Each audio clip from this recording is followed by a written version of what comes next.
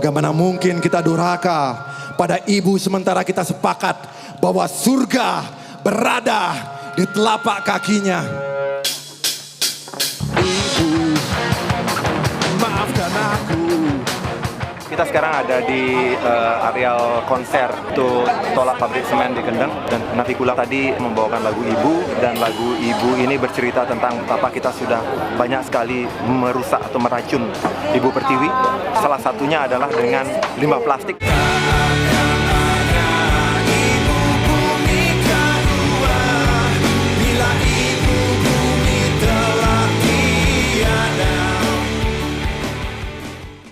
Saya akan berangkat ke Semarang untuk bertemu dengan Ibu Inneke Hantoro dari Universitas Soegija Pranata yang sedang melakukan penelitian terbesar di Indonesia tentang mikroplastik. Apa itu mikroplastik dan apa dampaknya bagi kita? Ada 1000 pertanyaan di kepala saya. Saya Gede Robi. Sudah 20 tahun saya bersama band saya Navikula. Berawal dari Pulau Bali, musik telah membawa kami berkeliling Indonesia, bahkan keliling dunia, untuk mengkampanyekan isu-isu global seperti korupsi, penebangan hutan, perubahan iklim, dan sampah plastik. Kenapa isu plastik penting buat saya? Karena ketika saya bercermin kembali ke kampung halaman saya sendiri di Pulau Bali, ternyata sampah plastik sudah merajalela dan mengancam tidak hanya keindahan, namun juga kearifan dan kesucian Pulau Bali. Isu sampah dan plastik sebenarnya bukan hal yang baru, tapi karena masih sedikit orang yang peduli, maka hal ini menjadi darurat. Dan waktunya untuk beraksi adalah sekarang, atau Bali akan menjadi pulau plastik.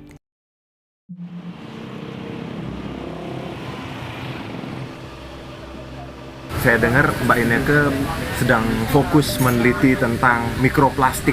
Udah pakai pipet? Udah pakai sedotan. Mikroplastik ini sebenarnya apa ini? Mikroplastik itu sampah plastik yang sudah terurai selama berada di lingkungan. Kemudian ukurannya itu sangat kecil. Jadi bisa dikategorikan mikroplastik kalau ukurannya itu di bawah 5 mili. Di bawah 5 mili. Berarti dia lebih bahaya dong, karena plastik yang besar kan gampang dikumpulin. Begitu dia jadi lebih kecil, dia menyebar gitu. Betul, kalau di perairan dia menyebar. Meskipun ada jenis plastik yang lain ketika dia dibuat, itu memang sudah dalam ukuran yang sangat kecil. Misalnya kalau kita pakai scrub kosmetik, itu kan scrubnya dari plastik. Seperti sabun yang kita pakai kayak gitu. Sabun, diodol, atau memang okay. Misalnya jenis plastik kecil-kecil untuk keperluan industri. Tapi dia sama bahayanya juga. Kalau ukurannya kecil, memang kemudian potensi bahayanya adalah itu masuk ke tubuh seafood. Ke tubuh ikan, ke tubuh hewan-hewan laut. Hewan-hewan laut sangat memungkinkan, karena sudah banyak penelitian di seluruh dunia memang membuktikan bahwa hewan-hewan laut yang ada ya, di banyak perairan itu memang sudah terbukti ada mikroplastik. Mengandung mikroplastik. Wah, saya sudah terlanjur order seafood. Saya juga sebenarnya masih makan seafood sih setiap hari. Nah, ini yang mungkin masyarakat belum tahu betul mengenai dampak dari pemakaian plastik ke lingkungan. Bahkan nanti mungkin balik juga ke meja makan mereka. Nah, ini yang mungkin perlu tantangan kita semua untuk bisa memberikan informasi yang tepat ke masyarakat. Boleh saya ikut gabung saat Mbak Inneke mengadakan penelitian gitu, kayak bedah-bedah? Oke, bisa sih. Kebetulan besok kami mau ambil sampel. Boleh saya ikut? Boleh, boleh. Dari hasil pembicaraan saya dengan Ibu Inneke, saya menjadi semakin was-was dengan yang namanya plastik, terutama plastik sekali pakai. Karena apabila plastik-plastik ini terbuang di alam, mereka akan terdegradasi menjadi ukuran kecil atau mikroplastik dan menyebar kemana-mana. Ada yang di endapan tanah, di perairan, bahkan banyak juga yang beredar di udara.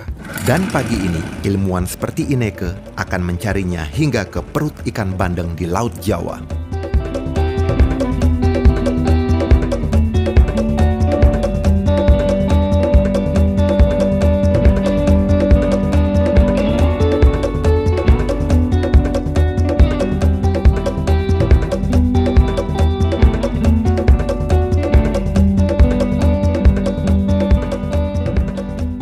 Gimana? Berarti kita harus oven ini? Iya, untuk mengalaminya destruksi ya. Jeroannya masuk oven? Iya. Dagingnya masuk presto. Tadi kan sampel ikan bandeng baru kita proses. Ini sampel kerang hijau. Nah ini dibandingkan dengan apa yang kita tahu, sebesar apa dia? Ya kita sudah tidak bisa melihat secara visual ya. Kuman ya mungkin di situ. Berarti kalau kita makan kerang itu kan kita makan mikroplastik ini juga kan? Ya bisa jadi ya karena ada di dalam tubuh kerang. Kira-kira apa efeknya gitu kalau kita makan? Ini baru satu kerang kan mengandung mikroplastik. Sedangkan kita makan biasanya satu baskom kan? Iya kalau ditanya efeknya saat ini apa mungkin itu belum bisa didefinisikan dengan baik. Hanya memang penelitian ke arah hewan terutama organisme laut itu memang ada beberapa risiko bahwa satu plastik itu bisa membuat kerusakan fisik. Kalau pada ikan itu ikannya mengalami perubahan perilaku makan, perilaku berenang karena ada kerusakan di otak atau di jaringan tubuh yang lain. Risiko yang kedua, plastik itu bisa mengikat jenis polutan lain yang berbahaya yang ada di lingkungan.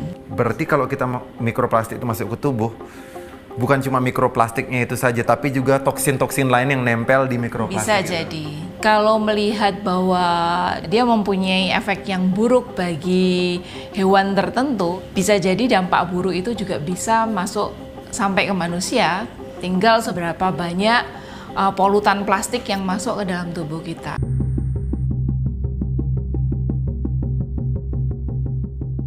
Setelah kita tadi dari muara naik perahu ini menyusuri sungai, kita lihat ada banyak sekali sampah-sampah plastik yang hanyut dari hulu menuju ke lautan. Jadi jelaslah sudah bahwa kenapa ada banyak sekali mikroplastik yang tersebar di lautan dan akhirnya masuk ke tubuh ikan-ikan.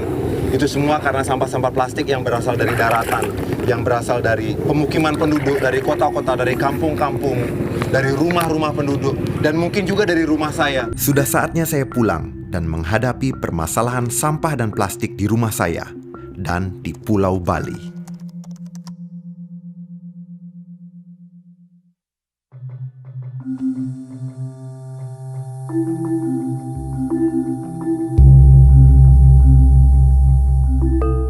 Tak bisa dipungkiri, pantai-pantai di Pulau Bali sama kotornya dengan pantai yang saya kunjungi di Semarang.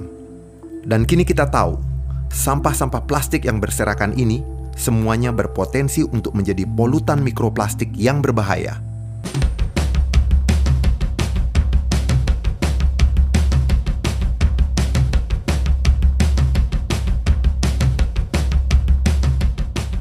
Bali memiliki makhluk yang hidup di dua dunia, yaitu dunia skala dan dunia niskala. Salah satu yang hidup di dunia niskala adalah celuluk. Pagi ini kita ada di Car Free Day Renon, dan karena habitat celuluk sudah dikotori oleh sampah manusia, terutama dengan sampah plastik, maka pagi ini celuluk hadir di sini untuk menggoda manusia untuk menyeimbangkan alam.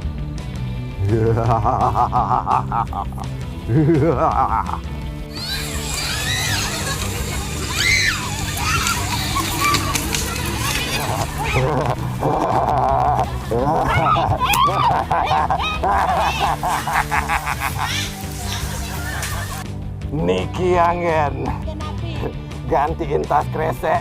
Kasih banyak ya.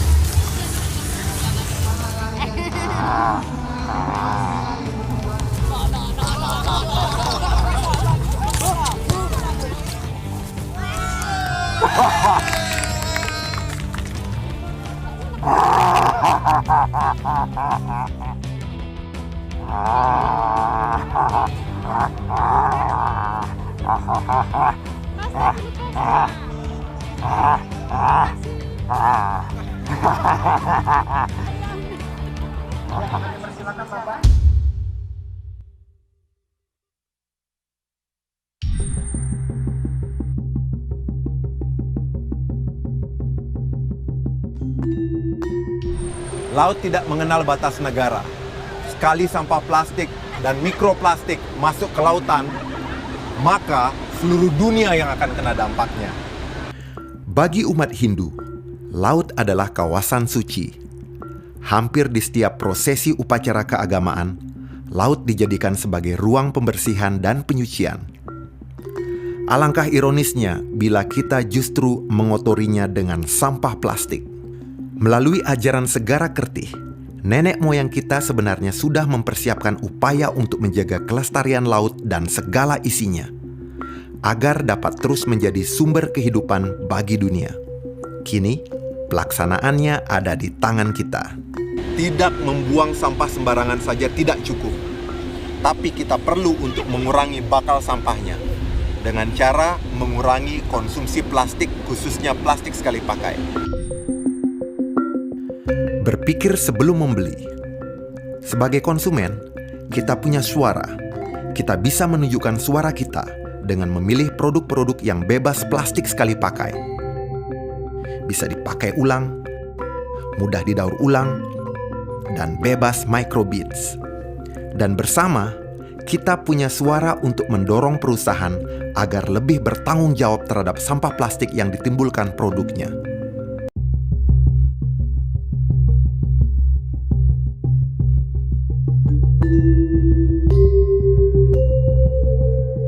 Dikit yang kan lagi bikin program TV tentang masalah sampah. Yang ngobrol-ngobrol dikit apa-apa nih.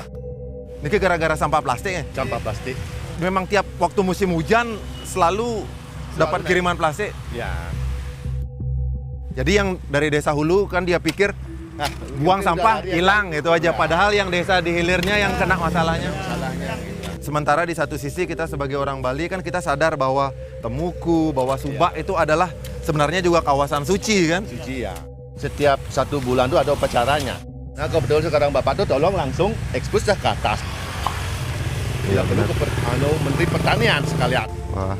Janganlah duduk-duduk di atas saja. Udah kita pilih, udah dia enak duduk, kita tidak diperhatikan. Inilah sampah-sampah plastik yang kita temukan di sawah bapak-bapak ini di sini. Dan ini mungkin datang dari rumah Anda. Menurut kalian mungkin yang membuang sampah ini ke saluran air, itu masalah sampah kalian sudah beres. Tapi tidak bagi bapak-bapak ini yang secara rutin membersihkan saluran air di lahan persawahan mereka. Karena sampah-sampah ini merusak lahan perkebunan dan lahan persawahan di sini.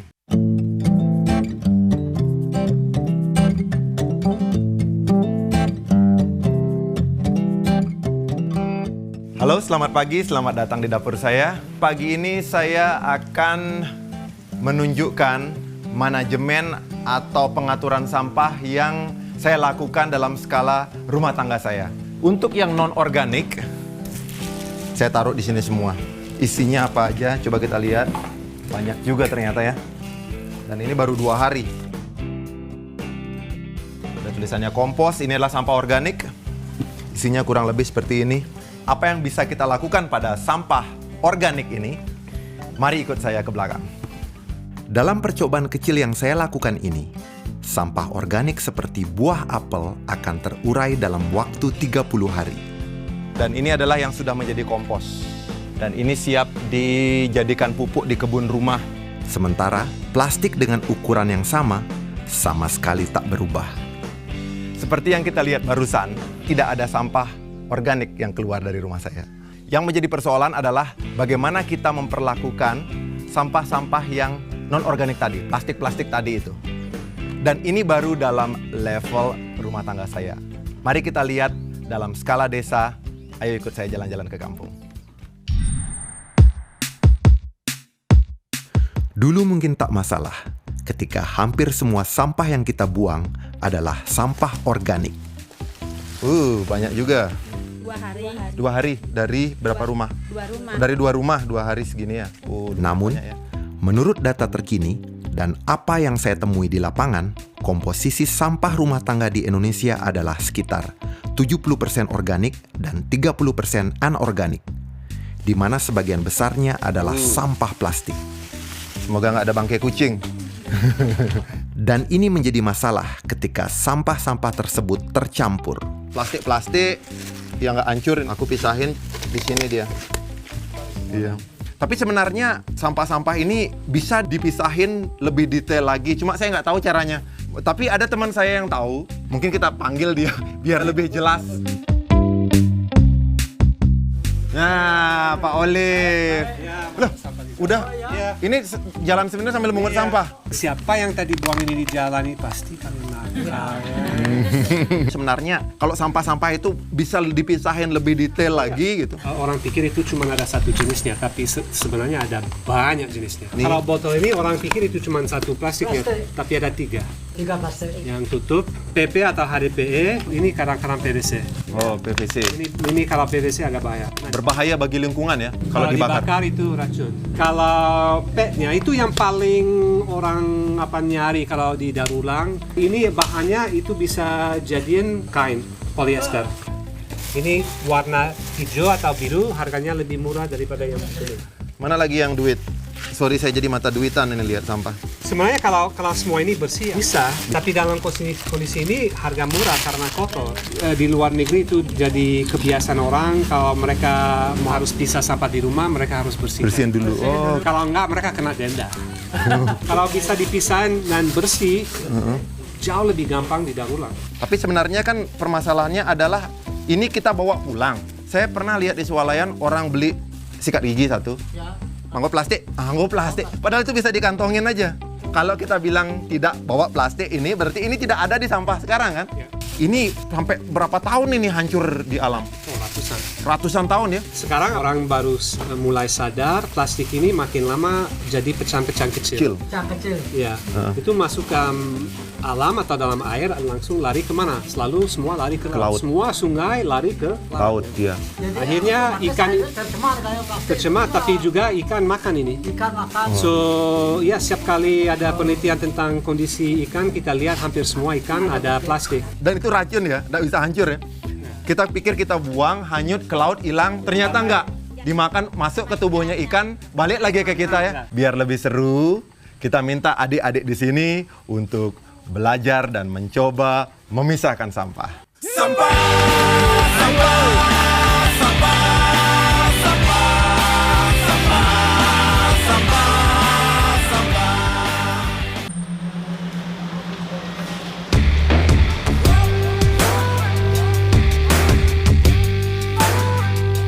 Tak bisa dipungkiri, plastik sudah menjadi bagian dari kehidupan kita sehari-hari.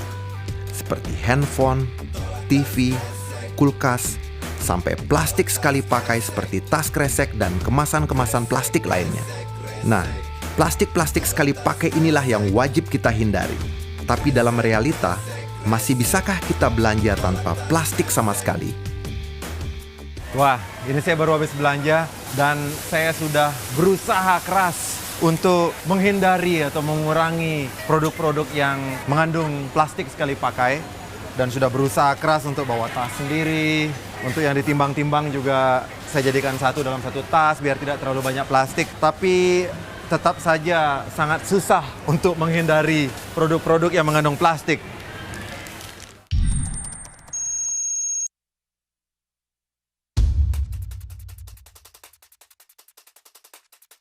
Dalam 1 jam ke depan, saya akan mengamati para pengunjung di swalayan ini. Bila ada pelanggan yang menolak tas kresek, saya akan memberikannya sebuah kejutan.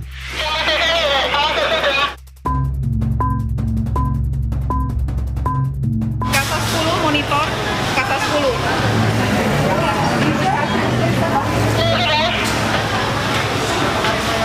Oke, batal. Kasa 23, monitor kasa 23. 23. Jadi nggak tuh?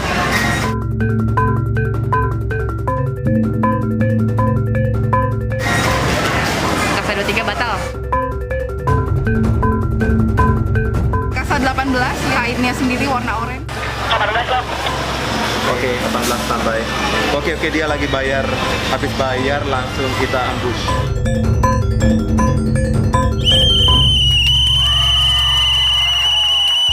Pelanggan Tiara Dewata, saat ini sedang berlangsung syuting program TV Pulau Plastik. Jika kalian mendengar tepuk tangan yang riuh, itu adalah apresiasi kami kepada pelanggan Tiara Dewata yang belanja menggunakan tas belanja sendiri dan menolak tas kresek. Mari kita hentikan kecangguhan plastik, jaga Pulau Bali agar tidak menjadi pulau plastik. Halo, ya selamat ya. Terima kasih sudah menggunakan tas yang bisa dipakai berkali-kali. Kalau belanja memang biasa bawa tas plastik atau bawa tas sendiri? Bawa tas sendiri. Wow. Terima kasih sudah menjadi pahlawan untuk sampah plastik, isu sampah plastik di Bali kali ini. Ya dengan Mbak siapa? Dewayu. Dewayu. Oh iya. Kasih tepuk tangan buat Mbak Dewayu.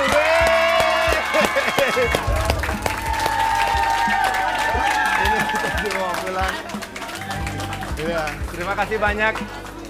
Iya, makasih Dewayu. Oh, kasih dia.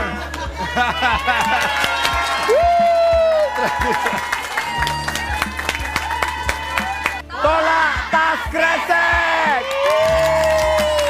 Ada perkembangan baru sejak kami syuting di Tiara Dewata, yaitu mulai 1 Januari 2019 telah diberlakukan Peraturan Wali Kota Denpasar nomor 36 tahun 2018 untuk mengurangi peredaran kantong plastik dari pusat perbelanjaan dan toko modern. Nah, bagaimana tanggapan pihak swalayan mengenai peraturan ini? Sebelum ada perwali, itu sampai berapa banyak tas plastik keluar dari swalayan tiap hari? Itu kira-kira kalau kita ukur dengan kilo sekitar 20-an lah. 20 kilo per hari? Iya. Nah, berarti dengan perwali ini diberlakukan, itu wipe 100%? Pasti hilang 100% Hilang untuk 100%. pelayanan menggunakan tas belanja kresek. Kresek, Iya. Peraturan wali kota tersebut tidak terbatas pada toko modern saja, namun seluruh lapisan masyarakat juga dihimbau untuk mengurangi penggunaan kantong plastik. Di awal tahun ini, saya berkesempatan untuk berdiskusi langsung dengan Wali Kota Denpasar, Bapak Ide Bagus Raimantra. Mayoritas mendukung. Ada juga yang mungkin yang masih mengeyel dan masih keberatan ya. Karena di sini bukannya tanpa alasan. Kebijakan itu justru pasti akan menyelamatkan banyak orang ya. Benar. Nah, ini bukan menyangkut masalah ekosistem lingkungan saja, tapi itu akan berdampak kepada masalah kesehatan dan masalah ekonomi. Karena begitu plastik ini ada di sungai dan juga ada di lautan, ya, itu terganggu masalah ekosistem dan turisme kan pasti juga akan jeblok ya. Kalau jeblok berarti bukan hanya 1 atau 2 orang, tapi bisa hampir 90% masyarakat Bali ini bisa Kena goncang. Ya. Nah, begitu tidak boleh plastik, terus bagaimana dong solusi alternatifnya? Tas belanja sendiri itu sudah menurut saya itu paling gampang dan paling mudah. Saya rasa ya kita jangan tas belanja aja, tumbler juga tempat minum sendiri juga bawa. Sedotan sendiri. Ya, sedotan. Kalau perlu memang sedotan sendiri silakan. Jadi semua orang bisa memberikan suatu alternatif atau solusi. Kita yang berbuat, kita juga yang bisa merubah nasib kita. Memang hanya 1 orang saja yang menolak tas kresek tidak akan menyelesaikan masalah sampah plastik. Tapi coba bayangkan apabila seluruh pulau yang melakukannya. Ini adalah awal dari perubahan. Perubahan menuju kehidupan yang lebih baik. Perubahan menuju Bali bebas plastik. Sekarang saya akan mengintip sampah-sampah di kawasan Genteng Biru, Kota Denpasar. Seandainya saya pemulung, adakah sampah plastik yang bisa saya selamatkan untuk didaur ulang? Semakin di dalam isinya semakin mengerikan. Ini ada lapisan plastiknya, ini kotaknya. Jadi sangat susah di recycle karena dia bergabung antara lapisan kertas sama lapisan plastik. Ini lagi bahan yang seringkali ini menjadi salah satu masalah popok bayi. Sebenarnya akan lebih memudahkan kerja pemulung seperti saya. Itu apabila bahan-bahan yang bisa di-recycle dipisah aja, tidak dicampur. Jadi saya tidak perlu mengobrak-abrik tempat-tempat sampah yang ada di sini.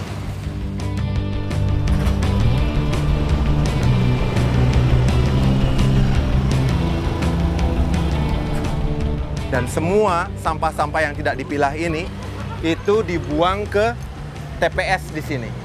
Dan nantinya dari sini akan berakhir di TPA. Atau lebih parah lagi, terbuang ke sungai atau di lautan. Dan sampah-sampah ini termakan oleh ikan-ikan dan akhirnya balik lagi ke meja makan kita.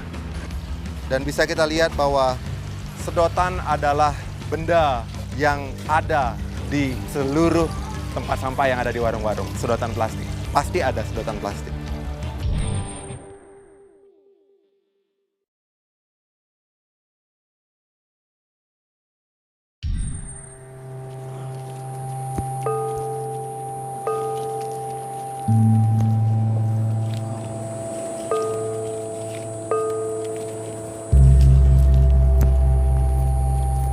Di pantai ini saja, kurang dari 100 meter, radius 100 meter, dan kurang dari 5 menit, saya sudah menemukan sedotan plastik sedemikian banyak.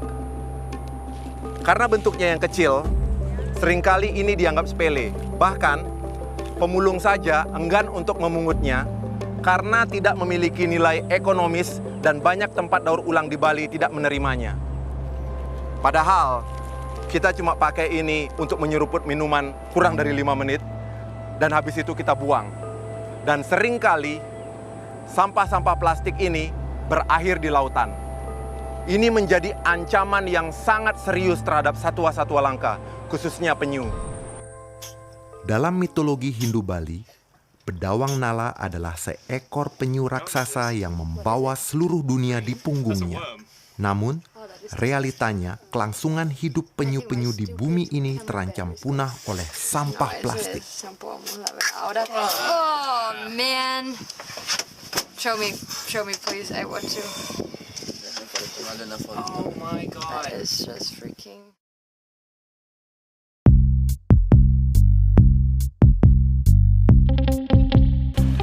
Nah, teman-teman sebelumnya terima kasih banyak sudah ikut berkumpul dalam kegiatan kita sore hari ini. Ada banyak sedotan bambu yang sudah disumbangkan untuk kita bisa kasih ke warung-warung. Jadi kita siap ya. Ayo. Ibu Tiang Evi, Bu, dari namanya Komunitas Trasiro, ini Ruby, Pak Ruby. Iya. Nah, kita ini ada ajakan kepada masyarakat untuk bersama-sama kita mengurangi sampah plastik gitu. Terutama sedotan. Kalau Ibu setuju, kita akan memberikan sedotan bambu sebagai penggantinya. Iya. Katanya ini habis, dapat dari mana? Ini kan tidak langsung dikasih terus dibuang. Ya, dari lagi. Ibu bisa pakai ulang. Mengganti sedotan plastik dengan sedotan alternatif yang bisa dipakai berkali-kali adalah awal perubahan, bukan akhir. Untuk membebaskan Bali dari darurat sampah, masih banyak PR kita untuk mengurangi timbulan sampah, bahkan kalau bisa sampai nol.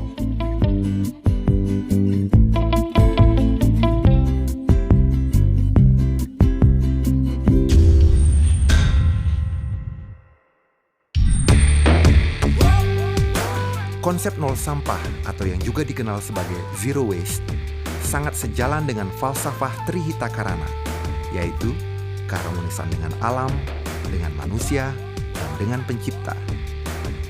Untuk prakteknya, salah satunya dapat kita jumpai di restoran Zero Waste pertama di Indonesia. Hai Robi, apa kabar? Ini kenalin teman saya, Trisna, dia manajernya Bepasih di Ubud. Bepasih di Ubud. Ya. Kuning, Windu dari Mangsi, Mangsi Coffee pemilik. Ijen ini sebenarnya programnya service kan, dan dia makanya semua di areal di sini kita menggunakan sedotan bambu, tidak menggunakan straw plastik lagi. Kita menggunakan kita sebisa mungkin kita mengurangi penggunaan plastik. Kalau nol plastik mungkin tidak mungkin ya. Tapi mengurangi mendekati zero waste seperti itu. Oke. Nah, dari supplier tuh gimana caranya dirimu memanage? Barang-barang yang datang kan biasanya sudah berbentuk plastik. Kita sebisa mungkin untuk kerjasama dengan supplier-supplier di sini. Sayur itu menggunakan plastik kan? Sekarang kita tidak mau, kalau mereka tidak menggunakan plastik, kita akan cut. Apa yang mereka lakukan biasanya? Untuk mengganti plastik? Dia pakai keranjang. Keranjang misalnya bawang, kayak sayur dia pakai keranjang semua. Di sini kita ambil lagi, kita taruh di keranjang lagi. Kita kerjasama sama waste collector, dia nggak minta bayaran untuk ambil sampah. Yang penting kita bisa memberi mereka botol plastik bersih, mereka udah dapat keuntungan dari itu. Dia ngambil sampah itu, dia ngambil duit sebenarnya. Banyak waste collector tidak menginginkan duit, tapi cuma menginginkan sampah-sampahnya itu gitu loh. Terus kalau sampah organik, si mbaknya bisa membuat kompos secara kecil mungkin di tempatnya. Itu bisa menggunakan biaya begitu besar. Jadinya sampah organik kita 100% tidak TPA jadinya. Program ini bagus sekali. Apa yang dilakukan pertama kali? Apakah pemilihan sampahnya atau mengganti bahannya yang dulu?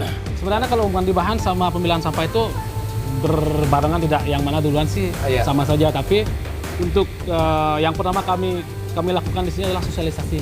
Pertama sih adalah sosialisasi penting karena di sini ada ke staff. Ke staff. Menyamakan persepsi semua terhadap sampah. Karena di sini ada 600 staff dan kita tidak bisa mengontrol semua. Continuous ya, bukan cuma sekali. Bukan sekali, tidak bisa sekali. Berarti berjalan terus. Harus terus. Kini saatnya kita menerapkan apa yang kita pelajari dari restoran Zero Waste pertama di Indonesia. Tidak hanya rumah makan, kita pun sebagai konsumen juga patut menerapkan Zero Waste dalam keseharian kita. Kalau mau sehat, diet itu bukan hanya mengurangi konsumsi junk food, tapi juga mengurangi junk atau sampah, terutama plastik. Berikut tips-tips untuk diet plastik. 1. Bawa rantang dan tas sendiri untuk membeli makanan yang mau dibawa pulang. 2. Bawa botol air minum sendiri yang bisa diisi ulang dan dipakai berkali-kali. 3. Bawa gelas tumbler atau termos sendiri untuk membeli kopi atau minuman lainnya. 4. Bawa sedotan sendiri atau tolak sedotan plastik setiap kali memesan minuman. 5. Dan bila Anda sudah berusaha semaksimal mungkin, tapi tetap saja ada plastik yang tidak bisa dihindari, pastikan untuk memilah sampah di rumah. Peluang hidup tukik-tukik ini adalah 1:100. Artinya, dari setiap 100 ekor anak penyu yang dilepaskan ke laut, hanya 1 yang bisa bertahan hidup sampai dewasa. Umur penyu bisa sampai ratusan tahun jika dia bertahan hidup di dalam ekosistem yang sehat. Ketika bedawang nala, sang penopang bumi punah, maka semua kehidupan di bumi ini pun akan musnah. Jadi saya mengajak teman-teman semua untuk lebih bertanggung jawab terhadap sampah yang dihasilkan, terutama sampah plastik, agar tidak sampai mencemari lautan, agar kita bisa memberi peluang hidup bagi tukik-tukik kecil ini. Dengan adanya Pergub nomor 97 tahun 2018, tas kresek, sedotan plastik, dan kemasan styrofoam sudah dilarang di seluruh Pulau Bali. Mari bersama-sama kita mendukung peraturan ini dan membawa Bali selangkah lebih maju menuju nol sampah.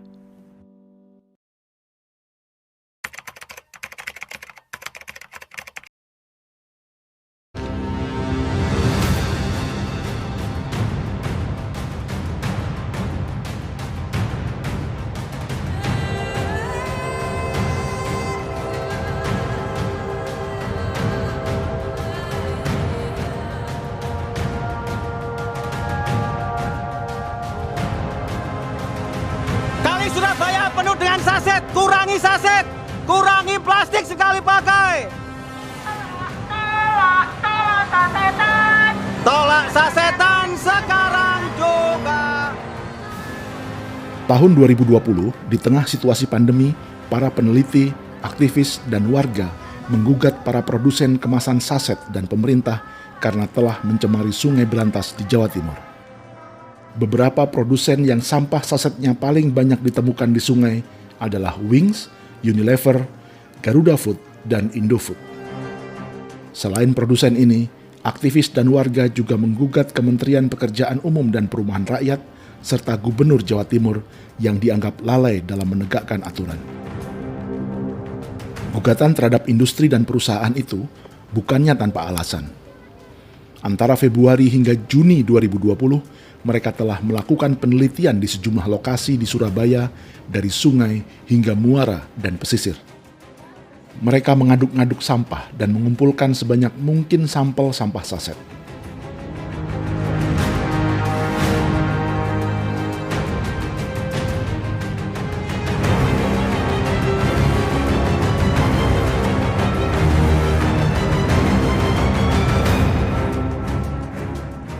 Setelah terkumpul, mereka mulai meneliti dan mencatat jenis sampah dan dari industri mana yang paling banyak ditemukan. Kegiatan ini disebut brand audit atau meneliti merek dagang.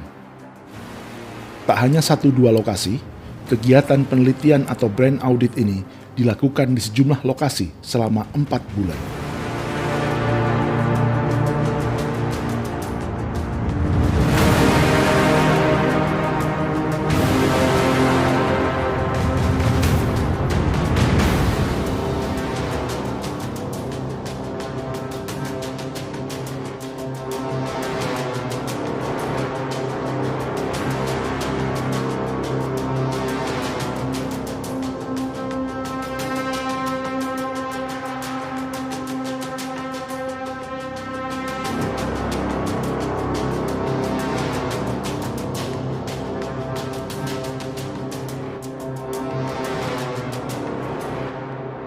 Atas temuan inilah 3 perusahaan digugat.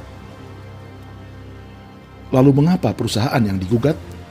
Bukankah yang membuang sampah sembarangan adalah konsumen? Dan mengapa pemerintah juga turut digugat?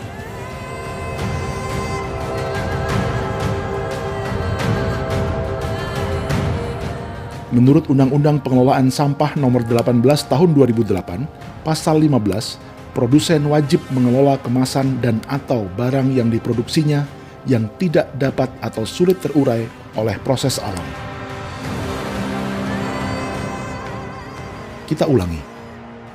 Produsen wajib mengelola kemasan dan atau barang yang diproduksinya yang tidak dapat atau sulit terurai oleh proses alam. Karena kemasan saset sulit terurai secara alami, maka jika perusahaan menjual produknya dengan kemasan saset, mereka harus bertanggung jawab dan memikirkan bagaimana mengelolanya. Dalam undang-undang yang sama, di bagian penjelasan pasal 15, bahwa yang dimaksud dengan mengelola kemasan adalah berupa penarikan kembali kemasan untuk didaur ulang dan atau digunakan ulang. Artinya, jika Wings, Garuda Food, Unilever atau Indofood memproduksi sekian juta saset, maka mereka harus membuat sistem penarikan kembali atau industri daur ulang dengan kapasitas yang sama. Faktanya, biaya untuk menarik kembali dan mendaur ulang jauh lebih mahal daripada biaya memproduksi kemasan saset baru. Karena pelanggaran ini dilakukan secara sistematis, sementara pemerintah dianggap lalai dan abai terhadap penegakan hukumnya, maka gugatan pun dilayangkan. Apalagi, menurut penelitian Ecotone, dari seluruh sampah yang beredar, hanya 40% yang dilayani oleh sistem pengangkutan sampah yang disediakan pemerintah. Maka jika Anda melihat gunungan sampah di Bantar Gebang, Jawa Barat ini, artinya tempat seperti ini baru menampung 40% dari sampah kita. 60%-nya justru masih beredar di lingkungan. Di pekarangan kosong, di selokan, di laut, di dasar laut, di sungai, tepi sungai, di dasar sungai, hingga dasar saluran irigasi seperti di Karawang ini. Tidak bisa dalam waktu dekat terurai. Gimana kalau sudah begini nih, Mas? Udah nggak ada yang bisa dilakukan? Ya kalau sebagai masyarakat ya berharap pemerintah bisa tegas terkait kebijakannya ya kan ya, mendorong produsen bukan hanya menyuruh konsumen untuk berperilaku ramah lingkungan, tetapi produsen juga benar-benar harus diawasi ya kan ya, kemudian diminta untuk menyiapkan kemasan-kemasan yang dan kemasan seperti ini jelas sudah nggak bisa didaur ulang ya. Ya. Bahkan pemulung aja nggak mau karena nggak laku. Ini benar-benar contoh sekali pakai. Ya. Isinya sedikit. Kemasan 23 mili. Ya. Untuk sekali cuci, habis itu udah isinya sedikit, mungkin bahkan lebih mahal harga packagingnya. Ya, sablonnya, packagingnya ini bisa lebih mahal dari harga isinya. Sementara isinya sebentar dipakai. Ya. Kemasannya seterusnya. Ya, harusnya memang kayak Wing ini kan juga kayak memberikan alternatif inovasi-inovasi. Dia membuat menjual bukan hanya yang produk-produk dengan sasetnya, bisa juga dia refill jual dalam bentuk refill gitu. Ya. Atau dia membagikan sebuah bentuk botol dengan cc tertentu, bisa juga sehingga masyarakat cukup membawa botol itu ya. Bisa, dan outletnya itu diperbanyak di desa-desa kayak gitu. Kalau outletnya hanya satu di kota ya kan, akses masyarakat juga susah juga kayak kan ya. Sebenarnya dalam jangka panjang dia juga akan mempermudah pengangkutannya mungkin ya. Iya, justru malah lebih bisa menekan biaya kalau kita melihat itu ya kan. Mereka tidak produksi bungkus lagi, kemasan lagi, tapi hanya menjual isinya, barangnya. Sedikit repot di awal tapi lebih baik untuk masa depan jelas ya. Lingkungan kan kayak gitu. Ketika produsen tidak mau berinvestasi yang besar untuk lingkungan ya kan ya biaya pemulihannya akan jauh lebih besar. Ya kan ya. Kalau walaupun bukan uangnya Wings yang akan dipakai memulihkan. Pajak kita yang akan dipakai memulihkan. Sebenarnya ya kan. Ya. Wings, Indofood dan segala macam, Danone, Unilever dia tidak akan. Iya, ya negara ini banyak memanjakan ya kan. Banyak memanjakan produsen-produsen industri itu banyak dimanjakan ya kan. Disubsidi oleh negara. Inilah subsidi sebenarnya ya. Ya.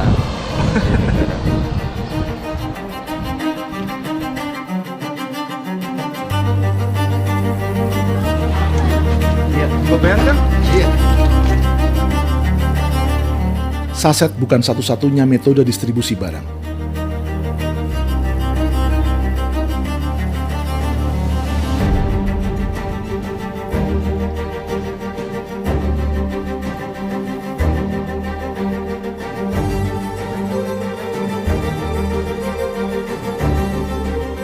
Jika pihak industri benar-benar mau kreatif dan menciptakan lapangan kerja, salah satunya adalah mengembangkan distribusi berbasis rakyat. Mengembangkan jaringan distributor dengan model isi ulang seperti ini akan banyak menyerap tenaga kerja, membagi keuntungan ekonomi dengan lebih merata, serta sekaligus ramah lingkungan.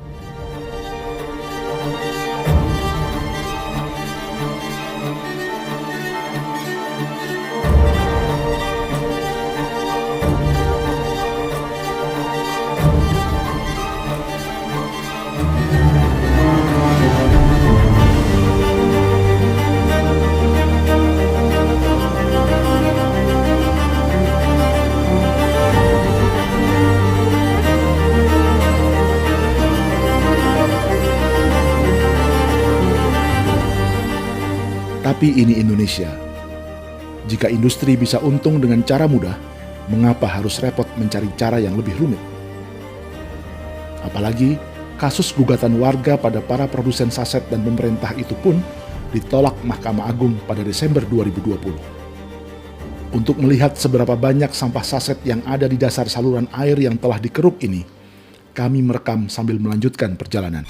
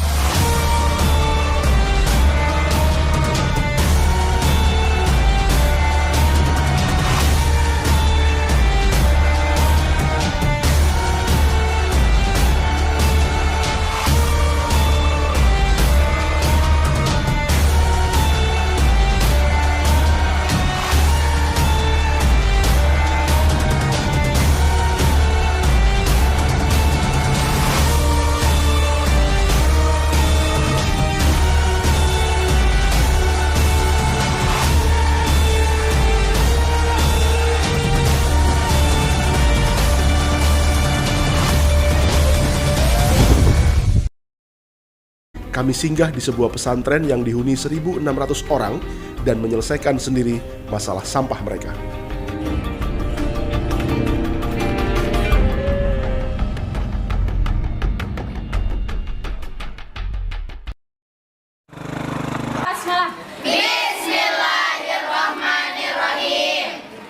Pesantren Putri Nurul Haramain di Kecamatan Narada, Kabupaten Lombok Barat.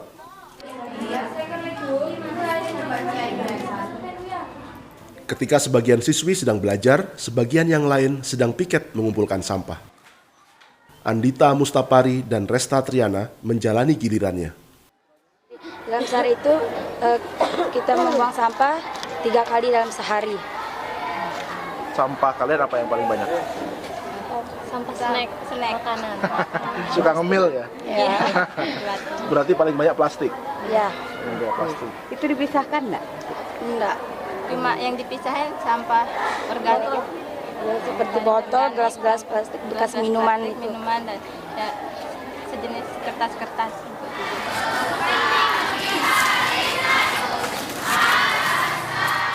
Lalu bagaimana dengan pesantren Putra?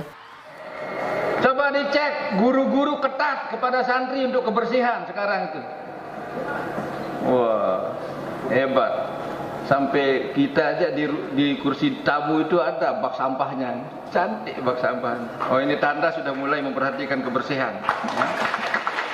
Tuh, lihat. Bagus itu. Ya.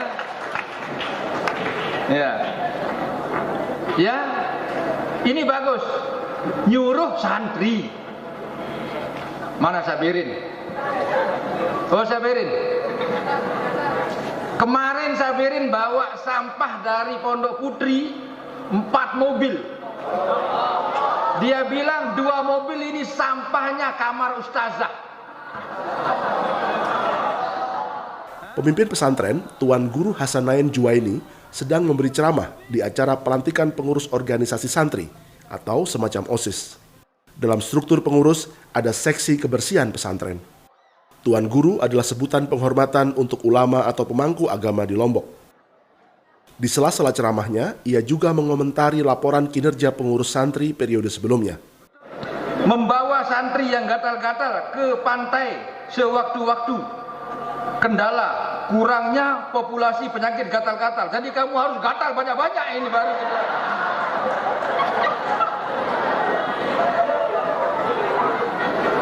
Awas kamu tahun depan kalau baca laporan seperti ini lagi, kita kembalikan ke perut ibumu. Sementara itu, mobil sampah yang ditumpangi Andita dan Resta tiba di pesantren Putra. Sampah-sampah ini tidak dibawa ke tempat pembuangan, melainkan ke tempat pemilahan dan pembakaran. Usai pelantikan pengurus santri, Tuan Guru Hasanain akan bergabung dengan para santrinya di tempat pemilahan sampah. Tentu setelah sesi foto bersama.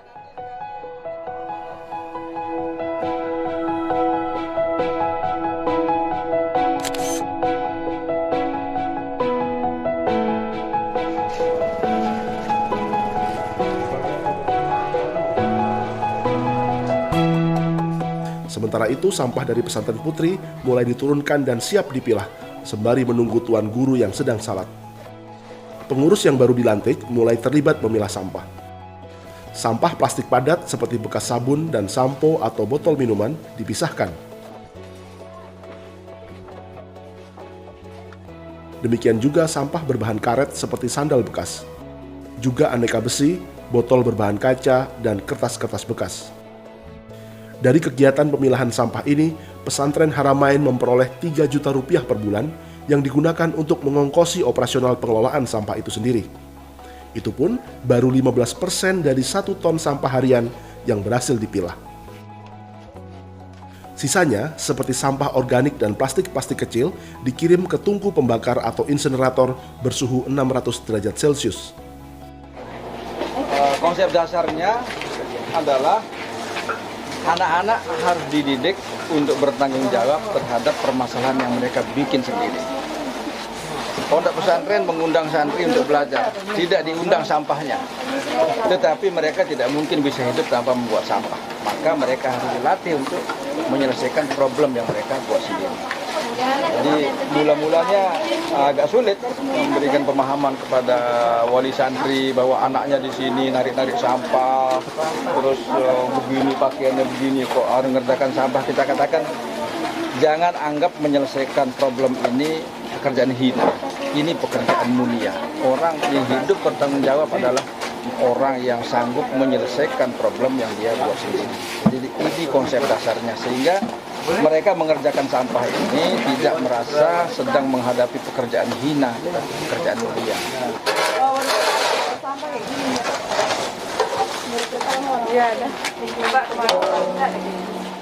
Ini kapasitasnya 1 ton sehari. 1 ton sehari, jadi dimasukkan, kemudian nanti dia akan berubah menjadi abu, ya. Abu ini pada dasarnya bisa diimplementasikan langsung menjadi pupuk, tetapi karena bahannya tidak satu, bermacam-macam dan kita belum meneliti apa saja isinya, maka jangan memberikan pupuk yang dimakan ya, tanaman yang tapi seperti tanaman ini semuanya ini menggunakan pupuk ini, dan dia besar, umur 2 tahun sudah sebesar ini dari pupuk ini. Jadi karena bahan abu ini sepenuhnya tidak organik, sebaiknya tidak digunakan untuk tanaman pangan? Tidak di taman untuk yang dimakan ya. Jadi Tuan Guru Hasanain menyadari bahwa metode membakar sisa sampah ini bukan cara terbaik dan belum ramah lingkungan. Ini lebih banyak kandungan airnya karena bahan-bahan yang seperti plastik, PVC, neon, itu semuanya sudah dipilah, tidak ikut dibakar. Tetapi tentu saja kita juga sudah belajar teknologinya, yaitu dinamakan teknologi plasma. Ini jika satu gorong-gorong dipanaskan 1800 derajat dan asap dilewatkan ke sana, maka molekul asap itu akan pecah sehingga yang keluar adalah udara yang bersih. Meski belum ideal, tapi metode pengolahan sampah ini dianggap paling realistis dengan kondisi keterbatasan pesantren. Apalagi, ia menganut prinsip sampah sebagai masalah di sebuah lokasi tak boleh dipindahkan ke lokasi lain. Sebab bagi Hasanain, memindahkan sampah ke tempat pembuangan akhir justru boros energi dan menimbulkan masalah baru bagi warga lain di sekitar lokasi pembuangan. Seandainya sampah itu dikelola di satu tempat, satu wilayah, ini akan menghemat berbagai sisi ya, pembiayaan, kemudian beban jalan, kemudian armada, personil pengangkutan, kemudian juga tempat penampungan akhir. Itu tidak diperlukan lagi jika katakanlah satu kelurahan itu memiliki 1 unit pemusnahan sampah seperti ini. Setelah sampah pesantren Putri selesai, kini giliran sampah bekas acara pelantikan pengurus pesantren. Sejak meneruskan pengelolaan pesantren dari almarhum ayahnya tahun 1996 silam, Hasanain memang dipusingkan dengan masalah sampah yang saat itu masih 0,5 ton per hari. Ia pernah menggunakan jasa dinas kebersihan dan harus membayar retribusi Rp600.000 per bulan. Meski jumlah truk pengangkut terbatas dan kerap tak datang. Artinya setiap desa secara finansial sebenarnya mampu ya? Jadi urusannya bukan mampu tidak mampu, tetapi tidak ada sampahnya. Ya kan? Selama dia ada sampahnya dia harus buat. Urusan tidak mampu ya inilah yang harus dibicarakan dengan pemerintah, bagaimana cara mengadakan itu. Apakah pakai loan? Karena pada dasarnya jika diwajibkan mereka membayar, mereka akan mampu. Jika memang ini sudah jalan gitu. Ya bagusnya kalau ada subsidi ya, setiap desa dibuatkan 1. Dan itu nanti bisa menjadi sumber pemasukan juga, sumber pekerjaan juga. Dan akan muncul berbagai kreativitas saya kira. Tahun 2011, ia mulai menyelesaikan tungku pembakaran dengan biaya perawatan elemen besi beton seharga Rp1,5 juta per tahun. Jadi berbeda dengan kita menjinakkan sampah 1 ton 1 hari dibanding dengan 1.000 ton tetapi terkumpul di satu tempat, sangat jauh berbeda. Apalagi membawanya juga mengeluarkan energi. Iya, jalan rusak, mobil dan sebagainya. Jadi kami menawarkan ini caranya, selesaikan sampah itu di setiap lokus ya. Semaksimal yang mampu kita lakukan. akan lebih ideal ketika setiap insinerator manual seperti ini dikoneksikan dengan teknologi plasma atau penyulingan asap cair. Nah, ini saya kira selesai masalah. Di Jakarta, ongkos angkut sampah setiap ton mencapai Rp160.000, ditambah ongkos pembuangan atau tipping fee Rp120.000. Maka hanya untuk memindahkan 1 ton sampah saja butuh Rp290.000. Itu baru memindahkan, belum mengolahnya. Sementara dalam hitungan Hasanain, untuk menerapkan teknologi plasma yang menetralkan asap sisa pembakaran, hanya butuh Rp282.000 untuk setiap ton. Di luar hitung-hitungan itu semua, Hasanain juga menggunakan lokasi ini sebagai ruang kelas untuk mendidik santri-santrinya. Ini mencuci apa? Enggak, jadi kalau ada di sini pakaian yang masuk dalam misalnya sampah ini kan sumbernya dari mana-mana, dari tempat jemuran apa sebagainya, kan ada pakaian yang terikut ke sini masih bagus, dipilah kemudian. Memang ini juga termasuk fasilitas ini, harus ada mesin cuci di sini, ya. Nanti dikembalikan lagi ke sana untuk dipilah mana yang tidak sengaja dibuang tapi terbuang, supaya jangan mubazir, kan? Kembalikan.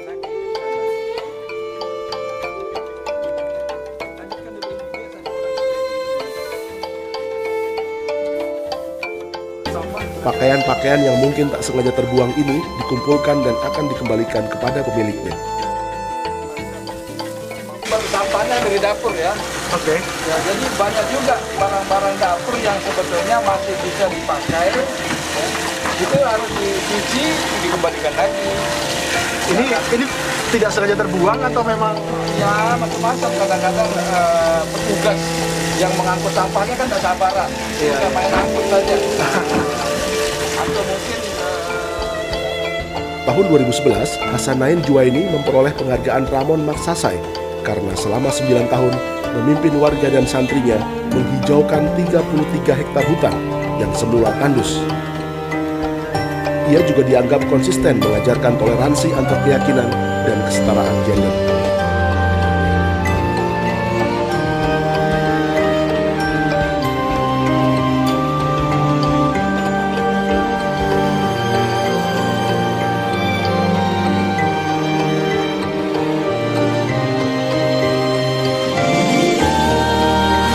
Tuan Guru di saat banyak pemimpin informal seperti ini telah memiliki pengaruh politik, kemudian masuk ke ranah politik, mengapa Tuan Guru tetap memilih begini? iya, kalau kita mau cari kenikmatan kan kita pilih yang kenikmatannya bukan judulnya kan. Di mana kita merasa bisa berperan lebih manfaat, bisa bermanfaat lebih banyak, ya itu kita pilih. Tidak usah lihat judulnya. Sebetulnya di antara bagian untuk menyelesaikan masalah kita, ya, manusia kan makhluk sosial. Ya, kalau dia menghindari gerakan-gerakan sosial, berarti dia tidak manusiawi dong.